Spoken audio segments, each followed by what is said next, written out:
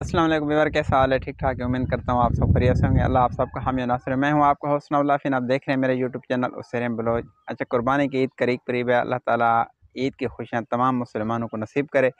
दूसरा यह है कि हर बंदा जानवर ख़रीद कर कुर्बानियाँ करते हैं। अल्लाह ताला सबकी कुर्बानियाँ अपनी बारगाह में कबूल करे, क्योंकि अल्लाह ताला ने बड़ा अजीम मौका दिया है कि हम जानवर ज़बह करते हैं और अल्लाह पाक इस पर कितना अजर अजीम अता फरमाते हैं, कितना सवाब है इस पर।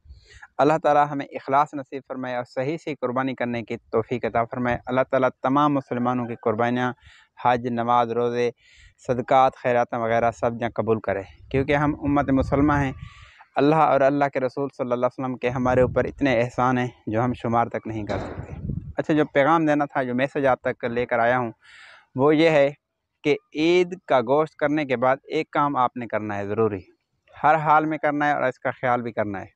अगर आप ना करेंगे तो इसमें नुकसान है और महल्ले वाले भी तंग, दूसरे लोग भी तंग। अगर करेंगे तो इंशाल्लाह इसमें फ़ायदा है, अखलाकन भी फ़ायदा है।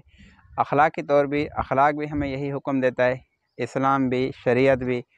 और इस्लाम इस बात का हुक्म देता है कि सफ़ाई निस्फ़ ईमान है। जैसे काफ़ी मतलब है, कुछ इलाकों में इस तरह रिवाज है कि जिस तरह कुर्बानी करते हैं, कुर्बानी के बाद जो कचरा होता है गोश्त का या जानवर का, जो कचरा होता है ना, वो उठाकर महल्ले के साथ ही किसी जगह, खुली जगह पर फेंक देते हैं। लेकिन वो एक रोज़ के बाद या 2 रोज़ के बाद ना, उसकी बदबू पूरे महल्ले में, मस्जिद तक मतलब इतनी बदबू आती है कि लोग तंग हो जाते हैं।